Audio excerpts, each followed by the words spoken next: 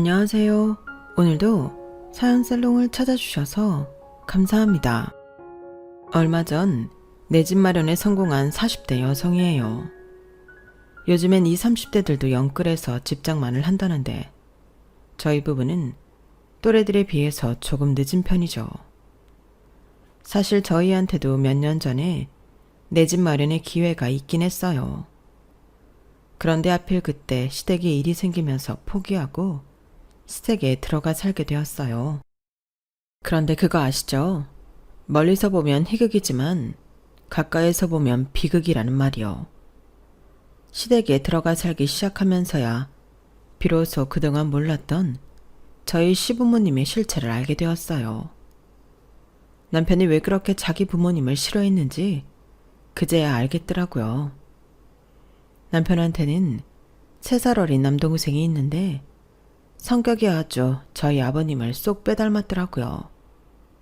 좋은 쪽으로 말고 나쁜 쪽으로요.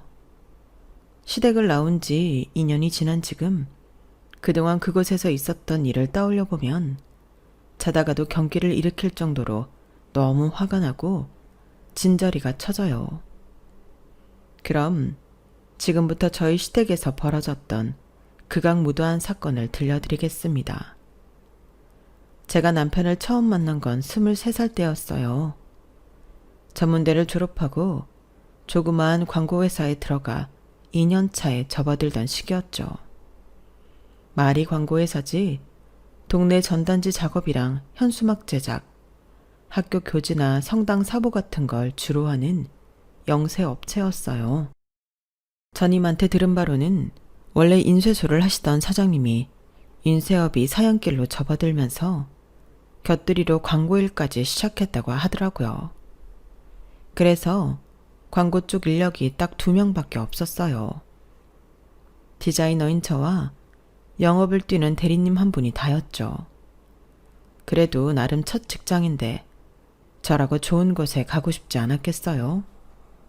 하지만 제 학벌로는 어림없기도 했고 제가 당장 돈을 벌지 않으면 생활을 할 수 없는 상황이라서 울며 겨자 먹기로 일을 시작하게 되었어요. 그래도 다니다 보니 사장님도 좋은 분이시고 영업 대리님과 인쇄소 식구들도 다들 좋은 분이라서 딱히 불만은 없었어요. 사수가 있어야 일을 좀 배울 텐데 그게 좀 아쉽기는 했죠. 그래도 그 덕에 저는 저희 회사에서 대체 불가능한 직원으로 사장님의 총애를 받을 수 있었어요. 야근 수당도 많이 주시고 제가 몸이 좀 안 좋다 싶으면 사모님한테 부탁해서 보약까지 지어다 주실 정도였어요. 특히 사모님은 제가 혼자 살고 있는 걸 안 순간부터 때마다 김치까지 주시고 틈틈이 밑반찬도 만들어서 다른 직원들 몰래 주시곤 했어요.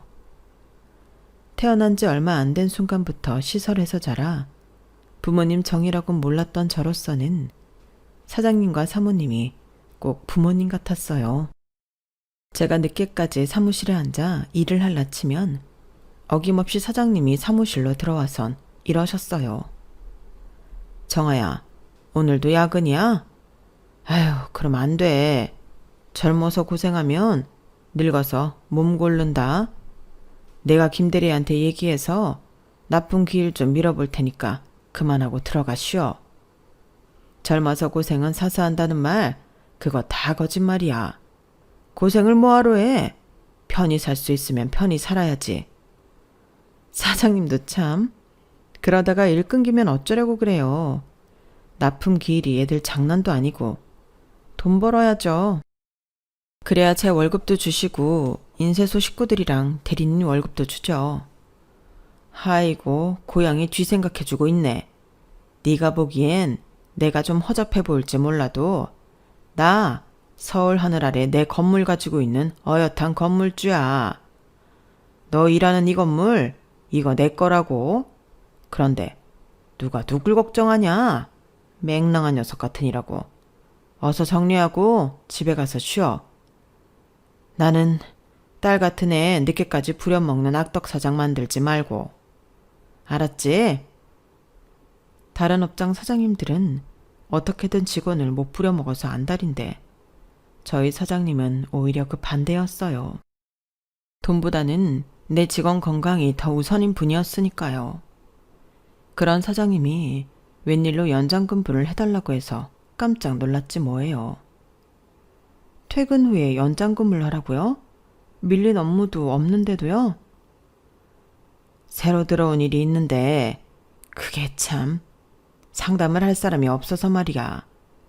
김 대리가 집안 행사가 있어서 외근 마치고 바로 퇴근을 하겠다네. 그리 어려운 일은 아니니까 대신 좀 맡아줘. 실무자가 하는 게 더 낫잖아. 자세한 건 내가 설명해 줄 테니까. 평소 사장님한텐 고마운 일도 많아서 흔쾌히 알겠다고 했어요.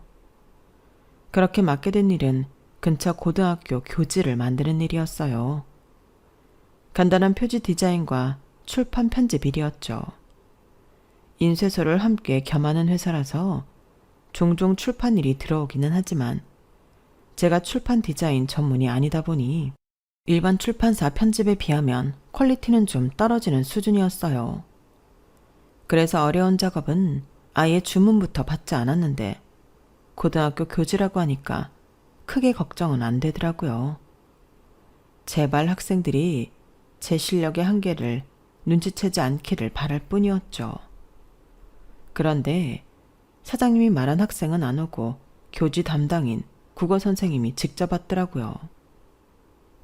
죄송합니다. 저 때문에 퇴근도 못 하시고 대신 오면서 커피랑 생크림 케이크 좀 사왔어요. 출출하실 텐데 일단 먹고 할까요? 딱 봐도 20대 후반에서 30대 초반쯤으로 보이는 국어 선생님은 꽤 잘생겼더라고요. 거기다 목소리도 좋고 매너는 또 어찌나 좋은지 직장이 아니었다면 저도 모르게 전화번호를 물어볼 뻔했다니까요. 어찌됐건 간에 미래의 내 남편이 되었으니 상관없지만요. 아무튼 우리는 초면에 함께 탕비실 원탁에 마주 앉아서 커피와 케이크를 먹게 되었어요. 솔직히 입으로 들어가는지 코로 들어가는지 모를 정도로 정신이 없었죠. 그런 저와는 달리 남편은 참 맛있게 케이크를 먹더라고요. 그런데 그 모습이 개걸스럽다거나 지저분해 보인다거나 하기보다는 이상하게도 우아해 보였어요. 남자가 이렇게 예쁘게 음식을 먹을 수 있구나 하는 걸 그때 깨달았을 정도로요. 퇴근해야 하는 사람 붙잡아 놓고 제가 너무 먹기만 했죠. 실은 오늘이 제 생일이거든요. 이건 반 애들이 돈을 모아서 사준 케이크예요. 친구 녀석들이랑 같이 만나서 먹을까 했는데 오늘따라 친구놈들이 하나같이 야근이 잡혔다고 안 된다고 그러네요. 집에 가져가서 혼자 먹으려니 너무 처량한 것 같아서 염치 없는 짓을 했어요. 미안합니다. 아니에요. 저 생크림 케이크 좋아해요. 덕분에 잘 먹었습니다. 그 짧은 순간에도 속으로 혼잣말의 탐정극을 벌이고 있던 저는 깜짝 놀라 손사래를 쳤어요. 집에 가서 혼자 먹는다고 했으니까 아직 미혼인 게 확실해. 생일인데 친구들이랑 만나기로 했었다는 걸로 봐서는 싱글이 확실하고. 근데 아무리 혼자 생일 케이크 먹기 처량하다고 아무 여자랑 먹지는 않지 않나? 혹시 이 선생님이 첫눈에 나한테 반한 건가?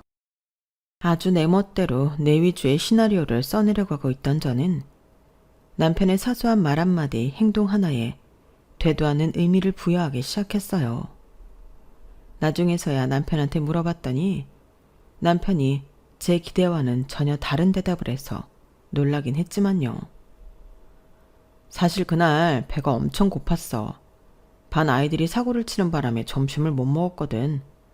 난 원래 생크림 케이크는 잘 안 먹는데 그날은 배가 고프니까 그냥 쑥쑥 들어가더라고.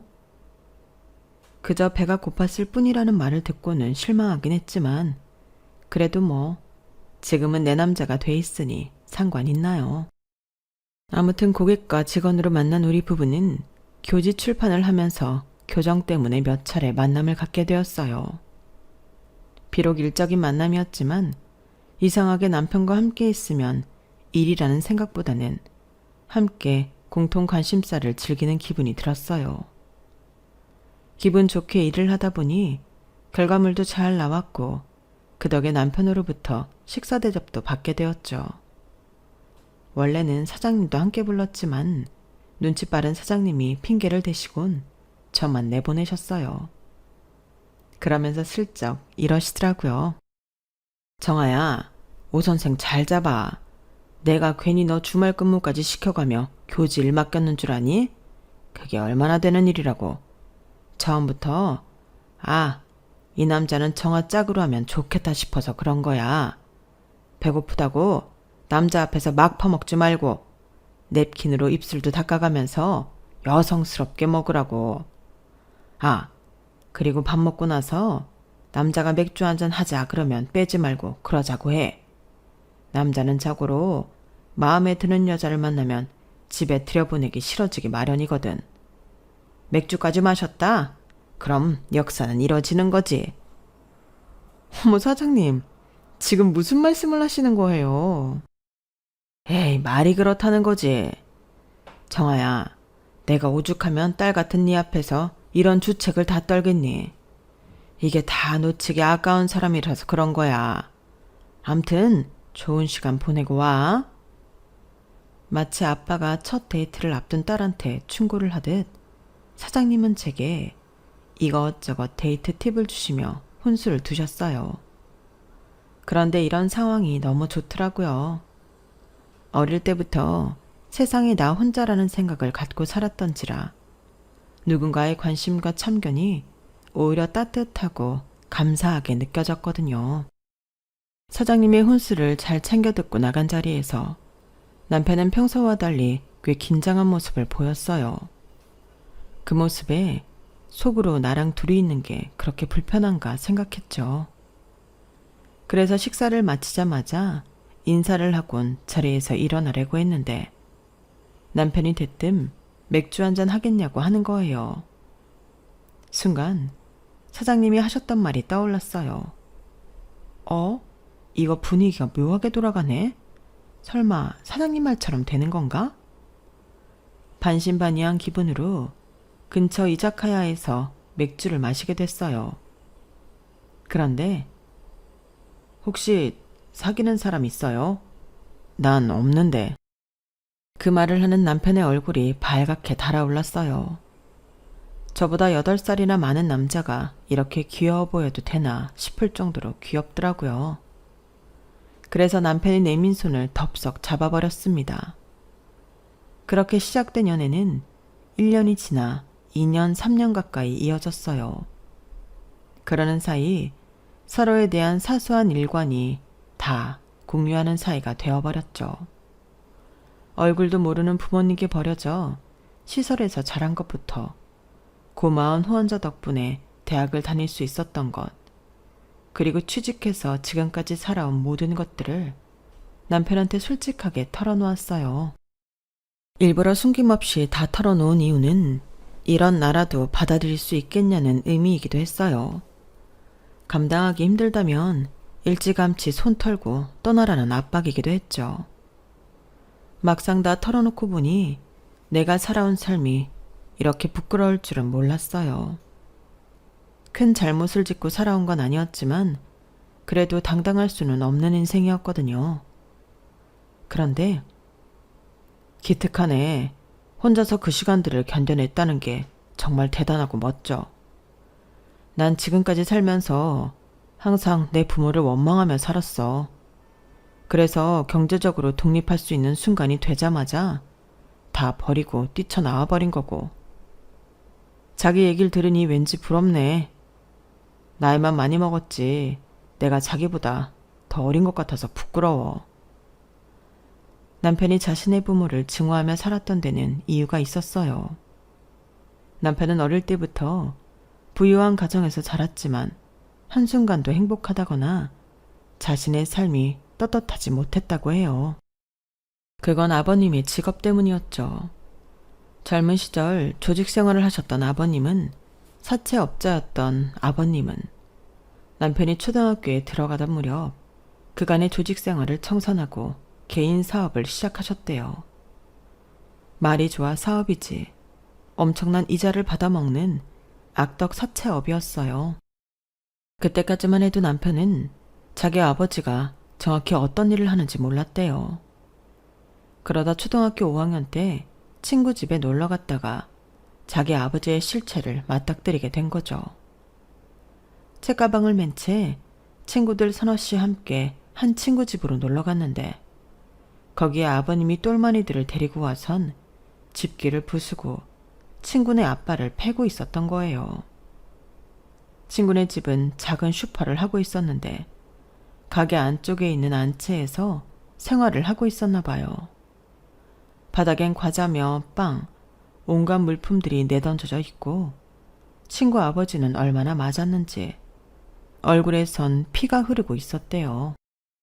슈퍼집 친구는 만신창이가 되어 바닥에 쓰러져 있는 자기 아빠한테 달려가 끌어안고 울음을 터뜨렸고 함께 따라온 아이들은 겁을 먹곤 벌벌 떨고 있었죠. 그때 놀란 표정으로 그 자리에 굳어있는 제 남편을 아버님이 발견하셨어요. 그리곤 이렇게 말씀하셨다네요. 상훈이 너도 잘 봐도 돈 없으면 이렇게 자식 앞에서 처맞고 사는 거야. 그러니까 너도 정신 똑바로 차리고 살아야 돼. 이 아버지처럼 강한 사람이 되어야 한다고. 그때 남편은 자기 아버지가 너무 원망스러웠대요. 친구 아버지를 자식 앞에서 피투성이로 만들고도 미안한 줄도 모르고 자신의 힘을 과시하는 게 너무 한심하고 창피했던 거죠. 그날 이후 남편은 학교에서 아이들한테 따돌림을 당했어요. 그날 그 자리에 함께 있었던 아이들이 발빠르게 소문을 내버린 탓이었죠. 악덕 사채업자 아들이라는 이유로 친구 부모들은 자기 아이들을 제 남편과 못 놀게 했고 몇몇 아이들은 제 남편한테 돌을 던지거나 비아냥거리기도 했대요. 그 동네에서 중학교까지 다녀야 했던 남편은 동네를 걸어 다닐 때마다 고개를 숙이고 다녀야 했어요. 남편이 지나갈 때마다 동네 사람들이 소곤대는 소리가 빠짐없이 들렸거든요. 그러다 남편이 고등학교에 들어갈 무렵 아버님은 번화가로 나가 번듯한 금융회사를 차리셨어요. 말이 금융회사지. 이름만 바꾼 사채 사무소나 진배 없었죠. 회사 근처로 이사를 가는 바람에 전학을 가게 됐던 남편은 그제야 자기 아버지가 뭐 하는 사람인지 모르는 친구들 사이에서 생활하게 되었어요. 그래도 딱히 친구는 사귀지 않았다더군요. 혹시라도 자기 아버지 직업을 알게 될까 두려워서 그랬던 거죠.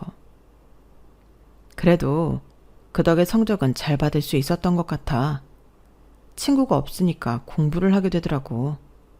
아버지가 나한테 해준 최대 선물이었지.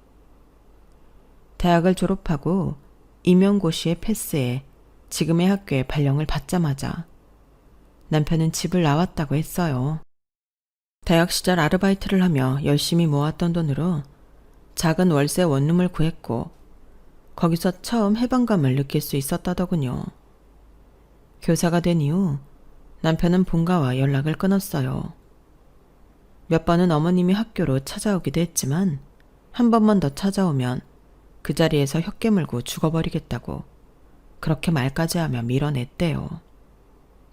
그렇게 교사로서 살아가며 조금씩 집을 넓히고 더는 부모 형제 때문에 가슴 조이는 일 없이 살다가 저를 만난 거였죠. 태어날 때부터 부모 형제가 없었던 저와 있어도 없이 살고 싶었던 남편. 둘 중에 누가 더 행복했는지는 알 수 없었지만 그게 뭐 중요한가요? 지금 이 순간 우리 두 사람이 만나 행복하면 그만인 거죠. 서로 각각의 아픔을 지닌 우리는 사귄 지 3년이 조금 지난 시점에 결혼을 했어요. 딱히 식은 올리지 않고 혼인신고와 신혼여행만 감행했죠. 저희 회사 사장님은 그래도 결혼식 사진은 한 장 남겨야 한다며 저희 부부를 사진관에 데려가 자비로 웨딩 사진 촬영을 해주셨어요. 덕분에 썰렁하던 거실 벽에 떡하니 웨딩 사진이 걸리게 되었죠. 결혼 후에도 계속 직장 생활을 하던 저는 출산을 한 뒤부터 일을 쉬게 되었어요. 사장님은 사무실에 애 업고 나와서 일해도 되니 계속 일을 하라고 하셨지만 그건 제가 못하겠더라고요. 애 때문에 일도 제대로 할 수 없는 데다 고객들이 왔을 때 보기에도 안 좋잖아요. 그래도 가끔 회사 일이 바쁠 때면 종종 아르바이트로 단발성 작업은 해드리곤 했어요. 용돈벌이로 꽤 짭짤해서 살림에 꽤 도움이 되더라고요. 그러다 아이가 어린이집에 다니게 되면서 다시 복직을 하게 됐고 확실히 둘이 버니까 돈도 금방 모이더라고요. 그러다 2년 뒤 둘째를 출산하면서부터는 아이의 일을 그만두게 되었어요. 남편이 많이 도와주기는 하지만 애 둘을 키우면서 살림까지 해야 하기 때문에 아무래도 일까지 병행하는 건 벅차겠더라고요. 그래도 남편 방학 땐 시간이 나서 전처럼 회사에서 일감을 따다 하곤 했는데 그것도 불가능하게 되었어요. 사장님이 이제 연세가 드셔서 사업을 아들한테 넘기고 사모님과 태국에 가서 살게 되셨거든요. 평생 고생하며 일만 했으니 노년은 아내와 함께 골프도 치면서 여생을 즐기시겠다고요. 그동안 신세진 것도 많고 감사한 일도 많아서 태국으로 떠나시는 비행기표는 제가 끊어드렸어요. 그랬더니 사모님이 펑펑 우시면서 언제든 태국으로 놀러 오라고 하시더군요. 마치 친정부모와 헤어지는 것처럼 공항에서 부둥켜 안고 얼마나 울었나 몰라요. 공항에서 집으로 돌아오는 길에 문득 그런 생각이 들었어요. 피 한 방울 안 섞인 남인데도 헤어지는 게 이렇게 힘든데 우리 부모님은 나를 버릴 때 어떤 심정이었을까 하고 말이죠. 그러면서 죽을 만큼 힘들었기를 바랐어요. 그래야 덜 억울할 것 같았거든요. 한 번에 큰 이별을 한 뒤 저희 집에는 또 다른 이별이 있었어요. 남편이 부모님과 연을 끊고 산 지 13년 만에 어머님한테 연락이 온 거예요. 아버님이 세상을 떠나셨다고요.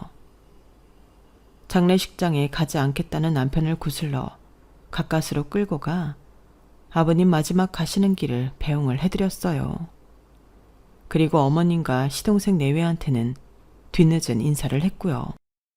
떨어져 지낸 시간이 길어서 그런가 남편과 시동생 사이는 꽤 냉랭했어요. 남편 말에 따르면 자기 동생은 아버님을 많이 닮았다고 하더군요. 입속이 밝고 냉정한 점이요. 어릴 때부터 주먹질을 하고 다녔던 것도 아버님을 닮았다고 하더군요.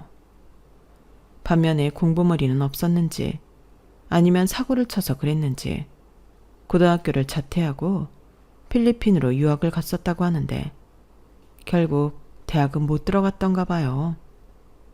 그래도 명문대 출신 동서랑 결혼한 걸 보면 능력은 있는 사람이다 싶었죠. 물론 나중에서야 그 결혼에 남모를 사연이 있었다는 걸 알 수 있었지만요. 아버님이 돌아가신 이후 어머님은 하루가 멀다 하고 남편한테 연락을 하셨어요. 때때로 저희 집에 찾아오시기도 했고요.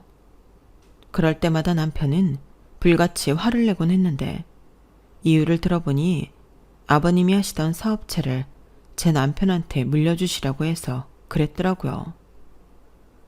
왜 저한테 이러세요? 싫다고 몇 번을 말해요? 전요, 아버지가 어떤 사람인지 안 순간부터 아버지 재산에 조금도 마음을 안 뒀어요. 아버지란 사람을 내 인생에서 도려내고 싶었다고요.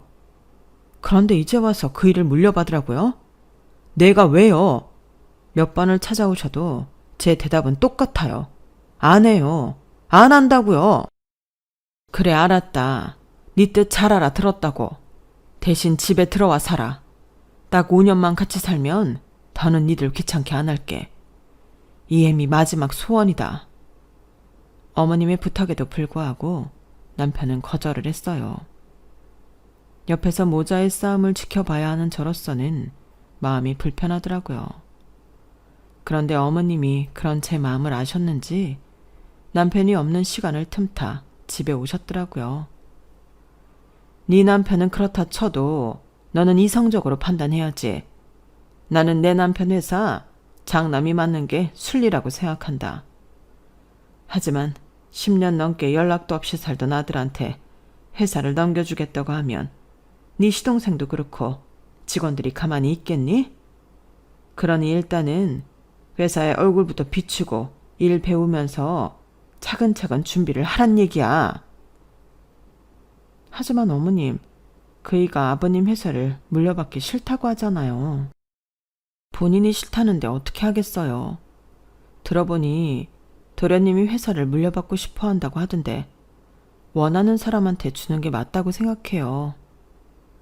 그러자 시어머니는 인상을 쓰며 그러시는 거예요. 너한테 충고 듣고 싶은 생각 없다. 긴 말 않겠다. 그렇게 회사를 물려받기 싫다면 더더욱 애들 데리고 집으로 들어와. 늙은 어미를 그 큰 집에서 혼자 살게 할 생각은 아니겠지? 그러니 장남으로서 자식된 도리는 하란 말이다. 평생 같이 살자는 것도 아니고 딱 5년만 살자는데 그렇게 심한 부탁은 아니라고 생각한다. 어머님 마음을 모르는 건 아니었지만 그렇다고 시댁에 들어가겠다고 약속을 할 수는 없었어요. 저희도 나름의 사정이 있었어요. 전세 계약 기간도 끝나가길래 부동산에 찾아갔다가 괜찮은 매물을 발견한 거예요. 우리가 가진 돈에 대출을 끼면 살 수 있겠더라고요. 물론 온전한 우리 집이라기보다는 은행과 공동구매하는 셈이지만요.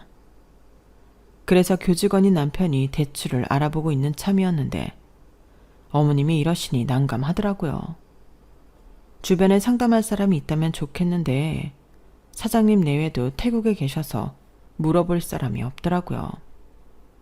그래서 혼자 머리에 쥐가 나게 생각을 거듭했어요. 그렇게 내린 결론은 시댁에 들어가 살자는 거였죠. 하지만 역시나 남편은 완강히 반대를 했어요. 당신이 왜 이런 소리를 하는지 모르겠지만 난 싫어. 그 집 사람들이랑은 엮이지 않는 게 좋다고. 당신 마음 모르는 거 아니야. 하지만 지금은 상황이 달라졌잖아. 당신이 그렇게 증오하던 아버님도 안 계시고 그 큰 집에서 어머님 혼자 사신다고. 나이 들어서 가장 두려운 게 뭔 줄 알아? 외로움이야. 당신도 어머님이 미운 건 아니잖아.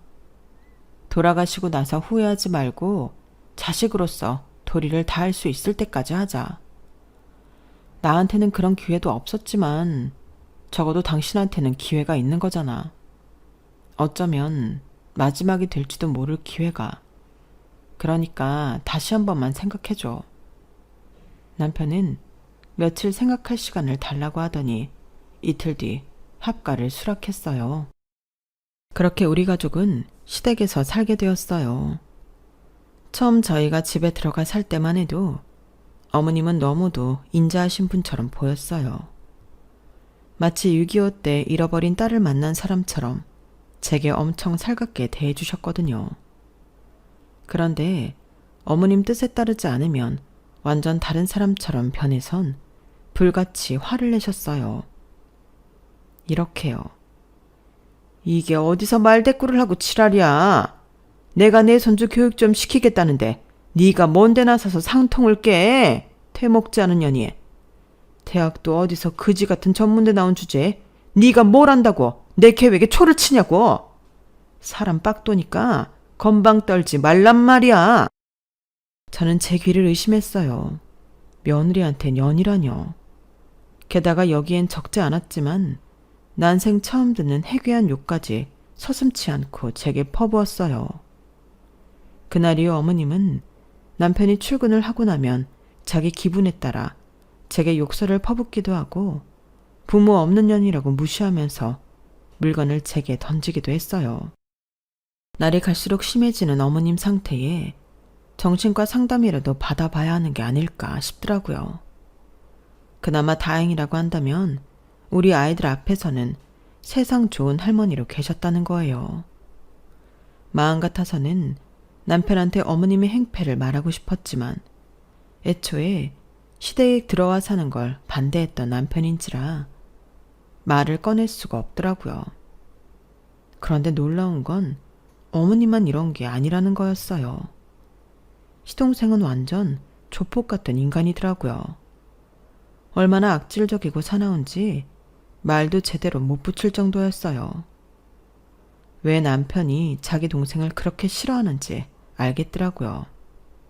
한 번은 추석이라서 집에 왔길래 음료수부터 챙겨주려고 마실 것 좀 드릴까요? 라고 했더니 대뜸 그러는 거예요. 아이씨, 입 아프게 당연한 걸 왜 묻고 지랄이야. 형이 여편네 교육을 제대로 안 시킨 모양이네. 형수는 운 좋은 줄 알아요. 나한테 시집 왔으면 하루가 멀다 하고 쳐 맞으면서 교육받았을 거거든. 이게 자기 형수한테 할 소린가요? 길거리 양아치들도 이러진 않을 거예요. 너란 인간이랑 사는 동서가 안 됐다는 생각이 들었어요. 안 그래도 동서가 늘 무표정이라서 안 좋은 일이라도 있나 했었는데 시동생이 바로 원흉이었네요. 저희 가족이 시댁에 들어와서 산 지 반년쯤 됐을 무렵 시어머니는 저희와의 약속을 깨고 제 남편을 회사 대표로 추대하려는 움직임을 보였어요.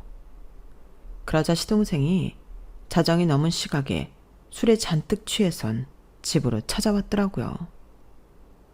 자기 엄마한테 쌍욕을 파며 대드는데 와, 살다 이런 개차반은 처음이었어요. 어머님한테 성질을 부리던 시동생은 제 남편을 보자 지 형한테도 주먹질을 하며 달려들었어요. 씨발, 이 집에 들어와 살겠다고 할 때부터 알았어. 아버지 돈은 더러워서 시키는 개뿔. 아버지 대주고 나니까 작정하고 회사 뺏으려고 들어온 거잖아. 고고한 척은 혼자 다 하더니 나보다 더한 양아치 새끼였네. 입에 걸레를 물었는지 어찌나 더러운 욕설을 퍼부어 대는지 애들이 들을까봐 얼마나 조마조마했는지 몰라요. 욕설을 퍼붓던 시동생은 지 분에 못 이겨 살림살이를 깨부수고 난동을 부렸어요. 결국 경찰이 출동하고서야 시동생은 집으로 돌아갔어요. 그리고 며칠 뒤 동서가 짐을 싸들고 시댁으로 들어왔어요. 말로는 시동생이 몇 달간 지방으로 출장을 가게 돼서 혼자 지내기 무서워 왔다고 했지만 딱 봐도 그건 아닌 것 같았어요. 동서는 평소에도 표정이 없는 편이긴 했지만 이번엔 마치 혼이 나간 사람 같았어요. 삶에 의욕이 없는 것처럼 밥도 제대로 먹지 않고 마치 시체가 걸어다니는 것 같더라고요. 동서가 반응을 보이는 건 오직 우리 애들한테 뿐이었어요. 그런데 그 반응 때문에 우리 애들이 많이 놀라곤 했어요. 동서가 우리 애들을 끌어안고 서럽게 울어대곤 했거든요. 그러다 나중에 우연한 기회가 생겨서 동서랑 얘기를 나눌 수 있었는데 그때 왜 동서가 이런 상태가 됐는지 들을 수 있었어요. 그 얘기를 듣고 어찌나 화가 나던지 제가 더 화를 냈어요. 뭐? 그럼 도련님한테 맞아서 유산을 냈다는 거야? 아니 뭐 그런 미친 인간이 다 있어. 동서는 그걸 그냥 가만뒀어? 친정이 잘 산다며. 친정 부모님 도움을 받아서라도 죗값 치르게 했었어야지. 형님은 그 사람이 어떤 인간인지 몰라요. 내가 만약 그 사람한테 소송이라도 건다면 나도 내 친정 식구들도 무사하지 못할 거예요. 나도 이 지옥 같은 생활 이제 끝내고 싶어요. 친정 부모님이 걱정하실까봐 남편한테 맞아서 유산을 했다는 말도 못하고 자기 남편을 피해서 시댁으로 온 거였죠. 적어도 이 집에는 우리 부부가 살고 있으니까 시동생이랑 시어머니가 자기를 어쩌지 못할 거라고 생각했던 거예요. 동서의 아픔을 알게 된 이후 우리는 부쩍 가까워졌어요. 우리 애들도 작은 엄마를 잘 따라서 가끔은 애들을 데리고 동서랑 놀이공원도 가고 아동국도 보러 다니곤 했어요. 그렇게 석 달 정도 지났을까요? 시동생이 시댁으로 찾아왔더라고요. 혹시라도 동서한테 해코지를 하지 않을까 싶어서 저는 동서 곁을 떠날 수가 없었어요. 그런데 시동생이 동서한테 이혼 서류를 내밀지 뭐예요. 돈 많은 처가덕을 보겠다고 이혼은 절대 안 된다고 했던 인간이 말이죠. 그런데 이혼을 하려는 이유가 뭔지 아세요? 동선의 친정이 망했기 때문이었어요. 이제 볼장 다 봤다는 투로 이혼 서류를 동서 얼굴에 내던지는 시동생을 보니 쓰레기도 이런 쓰레기가 없다 싶었어요. 동서는 혹시라도 남편이 마음을 바꿀까 싶어 별다른 말 없이 이혼 서류를 작성했어요. 그리곤 한 달 뒤 이혼이 성립되자 기다렸다는 듯 시댁을 나갔어요. 동서는 꼭 연락하겠다고 몇 번이나 약속을 했지만 그 후 단 한 번도 연락이 없었어요. 동서와 이혼을 한 시동생은 1년쯤 지나 재혼을 했어요. 이번에 결혼한 여자는 전 동서보다도 더 잘 사는 집 딸이었어요. 무슨 재주로 있는 집 딸을 연달아 데려오나 신기하기만 하더라고요. 새로 들어온 동서는 묘하게 이전 동서와 닮은 구석이 있었어요. 말없이 한 곳을 응시하고 있는 모습을 보면 특히나 전동서 생각이 나곤 했어요. 그러던 어느 날이었어요. 어머님이 아주 신이 나셨더라고요. 역시 있는 집 딸이라 그런지 사돈이 배포가 크다니까. 얘 큰애야. 내일 상준이네 집들이 한다니까 낮에 거기 갈 준비해라. 에휴, 둘째 아들은 돈 있는 집 여자 만나 장인이 해준 70평대 아파트에 산다는데 우리 장남은 지질이 폭도 없지. 하필 만나도 부모 없는 여자를 만나선 처가덕도 못 보고 이게 뭔 고생이야. 야, 넌 내 아들한테 평생 충성하며 살아야 돼. 네 주제에 어디서 이런 남편을 만나겠니? 어머니는 지치지도 않는지 매번 이런 식으로 동서들과 저를 비교했어요. 그럴 때마다 저는 어깨가 더 움츠러들었죠. 남편은 선약이 있어서 조금 늦다고 해서 제가 운전을 하고 어머님과 애들을 데리고 시동생 집으로 향했어요. 70평대 아파트란 말은 듣고 왔지만 막상 가서 보니 입이 떡 벌어지더라고요. 평수도 평수지만 거실 창 밖으로 서울 시내가 한눈에 들어오는 데다가 한강까지 보이는 환상적인 뷰에 입이 떡 벌어졌어요. 우리 애들도 우와 소리를 낼 정도였어요. 시동생은 아직 두 번째 부인 앞에서 본색을 드러내기 전인지 평소와 달리 거친 말과 행동은 하지 않았어요. 저한테도 꼬박꼬박 형수님이라고 부르더라고요. 그 모습이 역겨워서 일부러 시동생과 마주치지 않으려고 노력했죠. 그러다 보니 거실에서 벗어난 주방이나 화장실 근처에 머무르게 됐는데 의도치 않게 새 동서의 전화통화를 엿듣고 말았지 뭐예요.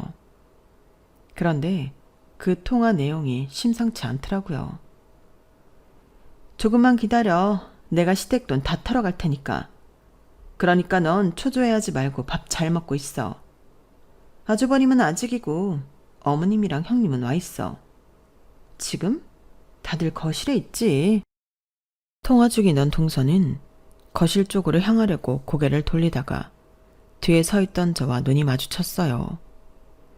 그리곤 귀신을 본 사람처럼 얼굴이 하얗게 질리더라고요. 저는 얼른 동서 손에 들린 휴대폰을 빼서 귀에 댔어요. 글쎄 그랬더니 전화기 너머로 낯익은 목소리가 들리지 뭐예요. 동서, 그러니까 이전 동서였어요. 동서 맞지? 나야 은우 엄마. 근데 동서가 새 동서랑 무슨 사이길래 통화까지 해? 서로 아는 사이야? 저는 혹시나 새 동서가 따로 만나는 남자랑 작당을 벌이는 게 아닌가 싶어 휴대폰을 빼서 확인했던 건데 예상치 못한 이전 동서의 등장에 어안이 벙벙해졌어요. 그런데 휴대폰 너머에서 들리는 동서의 설명을 듣고는 되려 웃음이 나더라고요. 그래서 새 동서를 도와 이 집 식구들을 길바닥에 나앉게 하는 계획에 동참하기로 했어요. 이전 동서의 말인즉슨 동선의 친정을 망하게 했던 게 다름 아닌 시동생이었다는 거예요. 시동생은 장인이 자기를 무시했다는 이유로 처남한테 사기꾼을 붙여 투자를 부추기곤 모자람 사업자금을 빌려준다는 명목하에 엄청난 이자를 물게 했더라고요. 그 돈을 갚느라 동서 친정아버지가 하시던 회사가 휘청이게 됐고 결국 회사를 다른 사람 손에 넘기게 된 거예요.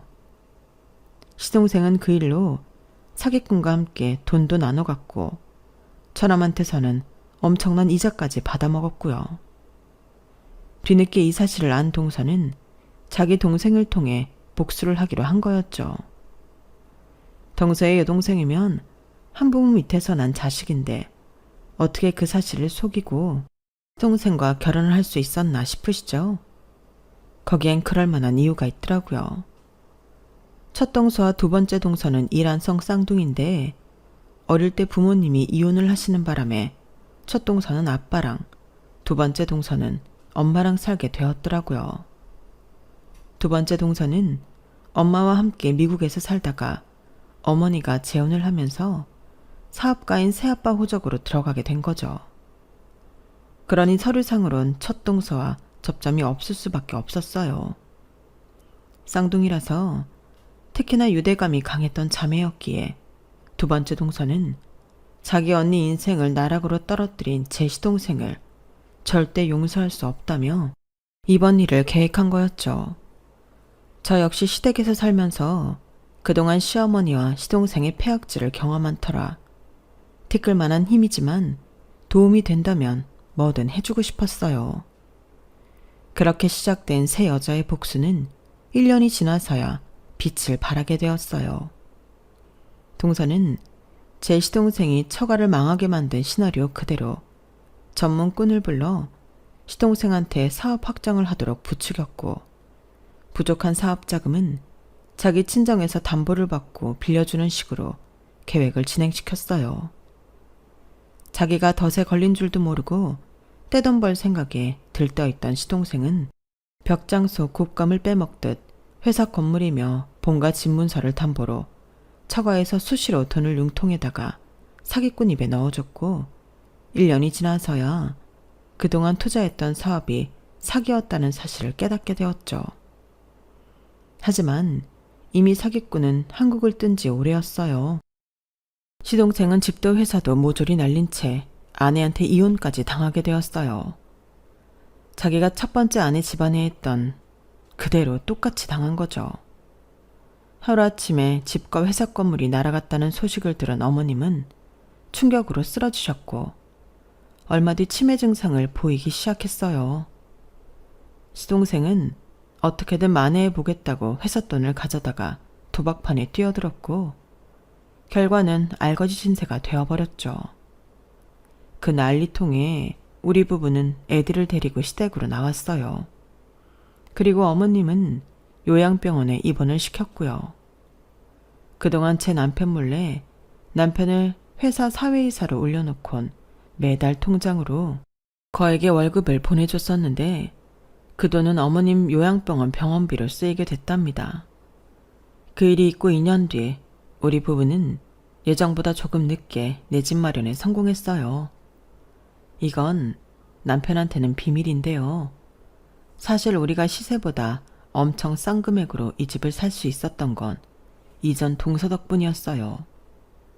시동생을 속일 때 제가 조금 도움을 주었는데 고마움의 뜻으로 자기 친척이 살던 집을 저희 부부한테 싸게 넘겨준 거거든요. 차액은 동서가 대신 내주고 말이죠. 저 때문에 형님네한테도 피해가 갔는데 어떻게 가만히 있어요? 제가 그 집 재산을 뺏지만 않았어도 일부는 아주버님이 돌려받았을 거잖아요. 그러니까 언제든 돈 필요하면 말씀하세요. 어떻게든 도와드리고 싶어요. 아, 됐어. 우리 남편은 자기 부모 재산에 조금도 관심 없는 사람이야. 아버님 돌아가셨을 때도 자긴 유산 안 받겠다고 했던 사람인데 뭐. 동서가 그 재산 안 가져갔으면 시동생이 우리 몫까지 다 해먹었을걸? 그러니까 미안해하지도 말고 뭘 더 해주겠다는 생각도 하지 마. 우린 이 정도면 충분해. 제 말은 거짓말이 아니었어요. 시댁이 한순간에 폭삭 망했을 때 실제로 제 남편은 조금도 아쉬워하지 않았거든요. 처음부터 없는 돈이다 생각하고 살았던 사람이니까요. 아, 시동생 근황도 궁금하시죠? 그 인간은 회사 돈을 함부로 빼서 쓴 죄야 불법, 도박, 폭력 등으로 현재 실형을 살고 있어요. 그 인간이 벌인 짓에 비하면 아무것도 아닌 벌이지만 교도소에서 나와 갈 곳이 없는 처지가 됐으니 이번 생은 망한 거라고 봐도 되겠네요. 그래도 뭐 어쩌겠어요. 자업자득인걸요. 그래서 남의 가슴에 멍들게 한 놈은 자기 눈에서 피눈을 뽑게 된다고 하는 모양입니다. 지금까지 제 사연을 들어주셔서 감사합니다. 아이들, 남편과 같이 선한 마음 가지고 열심히 살아보려고 합니다. 소중한 가족들과 매일매일 행복하세요. 여러분, 사연 댓글에 응원과 현명한 조언 부탁드려요. 좋아요와 구독은 저에게 큰 힘이 됩니다. 오늘도 좋은 일 가득하세요.